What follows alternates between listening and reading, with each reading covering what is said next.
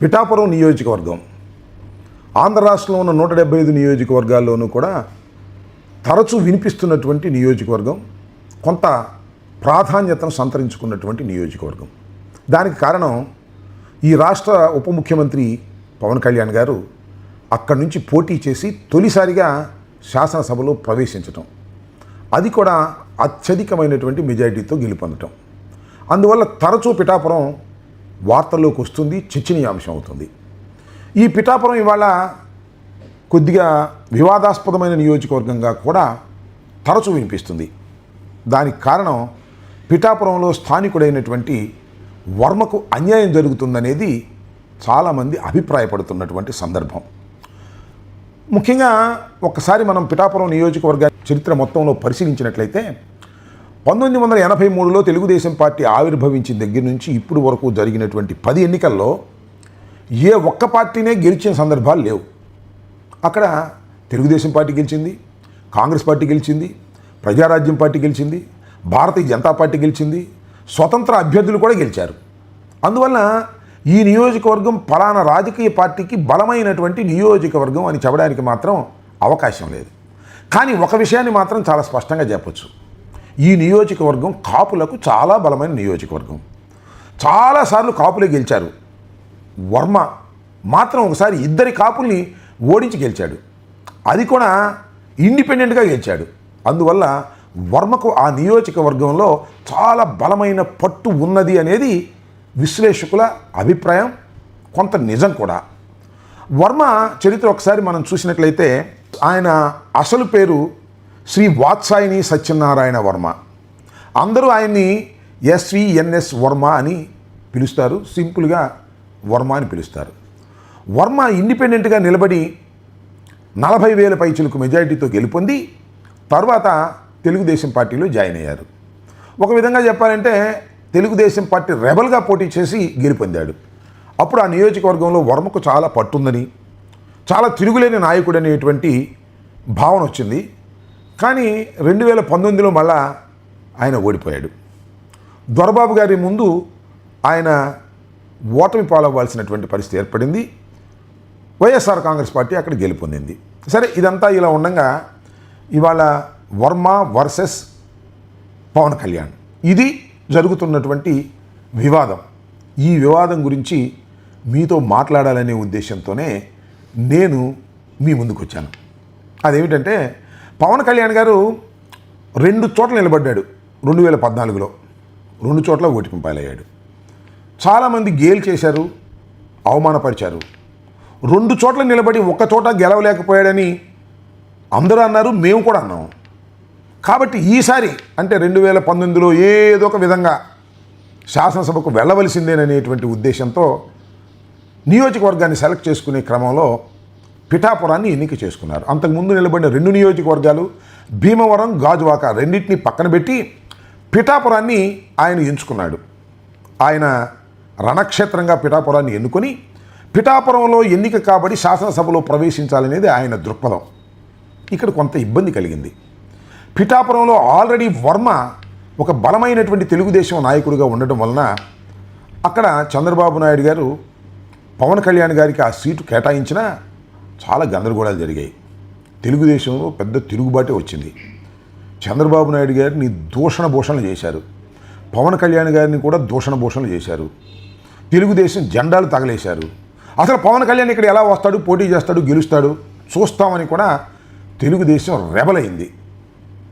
అయితే చంద్రబాబు నాయుడు గారు సర్దుబాటు చేయక తప్పదు. ఎందుకంటే పవన్ కళ్యాణ్ గారి యొక్క సాన్నిహిత్యం, పవన్ కళ్యాణ్ గారి యొక్క పొత్తు అనివార్యంగా కావాలి అని అనుకుంటున్నటువంటి సమయంలో వర్మను పిలిచారు, వర్మను బుజ్జగించారు. వర్మను బుజ్జగించి చంద్రబాబు నాయుడు గారు బహిరంగంగానే ఒక ప్రామిస్ కూడా చేశాడు. అదేమిటంటే, వర్మ, మనం చాలా కష్టాల్లో ఉన్నాం, ఇవాళ పవన్ కళ్యాణ్ మనకు చాలా అవసరం, అందువల్ల పవన్ కళ్యాణ్ గారిని నువ్వు గెలిపించు, నువ్వు గెలిపించగానే మన ప్రభుత్వం అధికారంలోకి రాగానే నీకు మొదటి విడతలోనే ఎమ్మెల్సీ ఇస్తానని బహిరంగంగా ఆయన హామీ ఇచ్చాడు. మొదటి విడత లిస్టులో ఎమ్మెల్సీగా వారే ఉంటారు. శాసన మండలికి వస్తారు. శాసన మండలికి రావడమే కాకుండా రేపు భవిష్యత్తులో నాకు కూడా కొంత బాధ్యత ఉంది, క్షత్రియులకు న్యాయం చేయాలి. అలాంటి న్యాయం చేసే దాంట్లో ప్రమోషన్లో మొట్టమొదటిగా వర్మ గారు ఉంటారని చెప్పి మరొకసారి మీ అందరికీ తెలియజేసుకుంటూ, తర్వాత ఏం చేస్తాడు వర్మ? తెలుగుదేశం సర్దుకున్నారు. సర్దుకొని పవన్ కళ్యాణ్ గారిని జిందాబాద్ అంటూ పవన్ కళ్యాణ్ గారిని భుజాన వేసుకున్నారు. అంతేకాదండి, ఇక్కడ ఇంకో విషయాన్ని చెప్పాలి. వర్మ గారిని కూడా పిలిచి జనసేన పార్టీ ఆఫీసులో, అయ్యా వర్మ గారు, మీరు ఇక్కడ బలమైన నాయకులు, నేను బయట నుంచి వచ్చాను కాబట్టి నన్ను గెలిపించవలసినటువంటి బాధ్యత మీదే, మీ చేతుల్లోనే నా గెలుపు పెడుతున్నాను అనేటువంటి మాట కూడా బహిరంగంగా చెప్పాడు. ముఖ్యంగా వర్మ గారికి నియోజకవర్గం నా గెలుపు మీ చేతుల్లో పెట్టాం అంటే వర్మకు మాత్రం ఇంకా గత్యంతరం లేదు. సరే, తెలుగుదేశం పార్టీ కూటమి పార్టీ అధికారంలోకి వస్తే నాకు ఇచ్చే ప్రాధాన్యత నాకు ఇస్తారని నమ్మాడు. నమ్మక గత్యంతరం లేదు. నమ్మి పవన్ కళ్యాణ్ గారి గెలుపు కోసం కృషి చేశాడు. సరే, పవన్ కళ్యాణ్ గారు గెలుపొందారు, మంచి మెజారిటీతో గెలుపొందారు. పవన్ కళ్యాణ్ గారు 70,000 పైచిలకు మెజారిటీతో గెలుపొందడం జరిగింది. ఆ నియోజకవర్గంలో 2,29,591 ఓట్లు ఉంటే దానిలో 84,000 ఓట్లు కాపులకే ఉన్నాయి. అంటే కాపులు అంత బలంగా ఉన్నటువంటి నియోజకవర్గం. మొత్తానికి పవన్ కళ్యాణ్ గారు తొలిసారిగా శాసనసభలో ప్రవేశించడానికి పిఠాపురం వేదిక అయింది, సహకరించింది. వర్మ కూడా సహకరించాడు. ఎన్నికలు అయిపోయిన తర్వాత అనిపిస్తుంది ఎవరికైనా, వర్మ లేకపోయినా గెలుస్తాం, తెలుగుదేశం లేకపోయినా గెలుస్తాం, మా పవన్ కళ్యాణ్ గారి సొంతం ఇది, పవన్ కళ్యాణ్ గారి బలం వల్లే మనం గెలిచాము అని అనుకోవటం అనేది తెలివి తక్కువ పని. ఒక విధంగా చెప్పాలంటే అహంకారంతో మాట్లాడే మాటలు. సో మాలో ఎవరైనా ఇంకెవరైనా సరే పవన్ కళ్యాణ్ గారి విజయానికి నేనే దోహదపడ్డాను అని ఎవరన్నా అనుకుంటే అది వారి కర్మ, అంతకంటే ఏం చేయలేదు. ఎందుకు ఈ విషయాన్ని చెబుతున్నానంటే ఇప్పుడు జరుగుతున్నటువంటి పరిణామ క్రమాలు మనం చూస్తున్నాం కదా. మొన్న 5 ఎమ్మెల్సీ సీట్లు ఖాళీ వచ్చాయి. నామినేషన్ ఇస్తే చాలు గెలిచిపోతారు. అది ఉన్నటువంటి శాసనసభలో బలం. సహజంగా మరి చంద్రబాబు నాయుడు గారు కూటమి అధికారంలోకి వస్తే మొదటి విడతలోనే నీకు ఇస్తాను ఎమ్మెల్సీ అని ప్రామిస్ చేశాడు. కాబట్టి వర్మ అలాగే తెలుగుదేశం అభిమానులు ఖచ్చితంగా వర్మకు ఎమ్మెల్సీ పదవి ఇచ్చి శాసన మండలికి పంపిస్తారని అనుకున్నారు. కానీ జరగలే. వర్మను పక్కన పెట్టారు. వర్మను పక్కన పెట్టడంతో వర్మకు సంబంధించిన వారు, తెలుగుదేశం పార్టీ వారు ఇది అన్యాయమని ముక్త కంఠంతో ఘోషించారు. అయితే ఇక్కడ ఒక విషయాన్ని మనం చర్చించాలి. వర్మకి ఎమ్మెల్సీ ఇవ్వాలి అంటే ఏం జరుగుతుంది అంటే పిఠాపురంలో మరొక పవర్ సెంటర్ ఏర్పడుతుంది.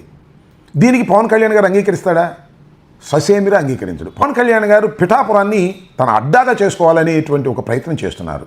అదేమిటంటే చంద్రబాబు నాయుడు గారికి కుప్పంలాగా, జగన్మోహన్ రెడ్డి గారికి పులివెందుల్లాగా ఒక కాన్స్టిట్యున్సీని నచ్చట్ చేసుకొని అదే తన కాన్స్టిట్యున్సీ అని అనుకోవాలని అక్కడ బలంగా ప్రయత్నం చేస్తున్నట్టుగా మనకి ఈ మధ్య అర్థమవుతుంది. ఎందుకు అర్థమవుతుందని మీరు అడగవచ్చు.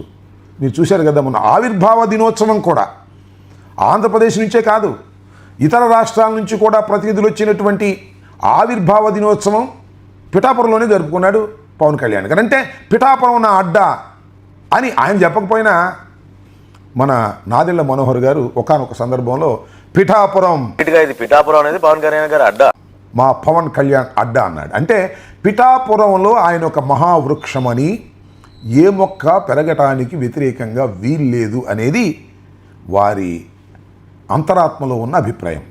ఈ అభిప్రాయానికి వ్యతిరేకంగా మరి చంద్రబాబు నాయుడు గారు వర్మకి ఎమ్మెల్సీ ఇచ్చి పిఠాపురం పంపించగలరా?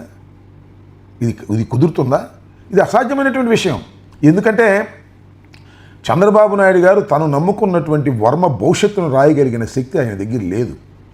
కారణం ఏంటంటే చంద్రబాబు నాయుడు గారు మీ భవిష్యత్తును కూడా నేనే రాయగలిగిన శక్తి నాకుందని పవన్ కళ్యాణ్ గారు గర్జిస్తున్నారు.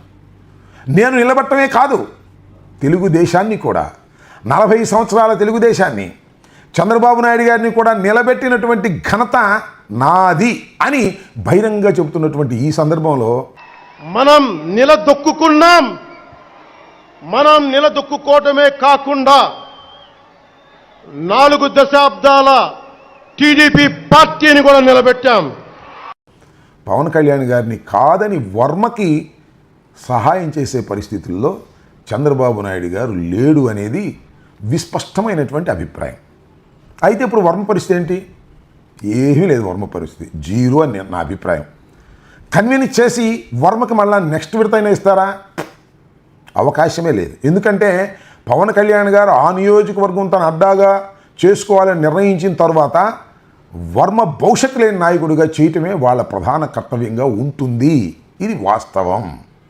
దీన్ని ఒకవేళ పవన్ కళ్యాణ్ గారు రాజీ పడిపోయి ఆయనకి ఇచ్చేయండి, నేను ఈసారి పిఠాపురం కాదు భీమవరం వెళ్తాను, గాజువాకు వెళ్తాను, ఎక్కడి చోటకు వెళ్తాను అనుకుంటే అప్పుడు మాత్రమే వర్మకు అక్కడ అవకాశం ఉంటుందనేది నా అభిప్రాయం. ఇక్కడ నేను చెప్పాలనుకుంటున్న అంశం ఏమిటంటే పవన్ కళ్యాణ్ గారిని కాదని వర్మకి ఒక సీట్ ఇవ్వటమో ఒక పొజిషన్ ఇవ్వటమో చంద్రబాబు వల్ల కాదు. ఎందుకంటే చంద్రబాబు గారు కూడా అవకాశం ఉన్నప్పుడు అడ్జస్ట్ అయిపోయి పవన్ కళ్యాణ్తో శైలి అయిపోవాలనే నిర్ణయంతోనే ఉన్నాడు తప్ప తన క్యాడర్ను కాపాడుకోవాలనేటువంటి ఉద్దేశంతో లేనేలే. కానీ ఇవన్నీ వర్మకు తెలియదా అంటే వర్మకు తెలుసు. కానీ వర్మ చేయగలిగింది ఏముంది? వర్మ ఏమీ చేయలేడు, నిస్సహాయుడు. ఇంకా 4 సంవత్సరాలు కూటమి ప్రభుత్వం అధికారంలో ఉంటుంది కాబట్టి ఈ 4 సంవత్సరాలు క్రమశిక్షణ కలిగినటువంటి నాయకుడిగా నటించటం మినహా, లోపల అగ్నిపర్వతాలు పగులుతున్నా కూడా నటించటం మినహా రెండో మార్గమే లేదు. మీరు చూశారు కదా, ఎన్నికలకి ముందేమో పవన్ కళ్యాణ్ గారు నా గెలుపు నీ చేతిలో ఉందన్నాడు. ఎన్నికల తర్వాత ఆయన చెప్పలేదు కానీ ఆయన అన్నగారు చెప్పాడు. పిఠాపురంలో పవన్ కళ్యాణ్ గారు అఖండ విజయం సాధించడానికి 2 ఫ్యాక్టర్స్, 2 ఇంపార్టెంట్ ఫ్యాక్టర్స్. ఒకటి మన ప్రెసిడెంట్ జనసేనాని పవన్ కళ్యాణ్ గారు అయితే, రెండో ఫ్యాక్టర్, నాట్ వ్యక్తి, ఫ్యాక్టర్ పిఠాపురం జన సైనికులు, పిఠాపురం పౌరులు, పిఠాపురం ఓటర్స్.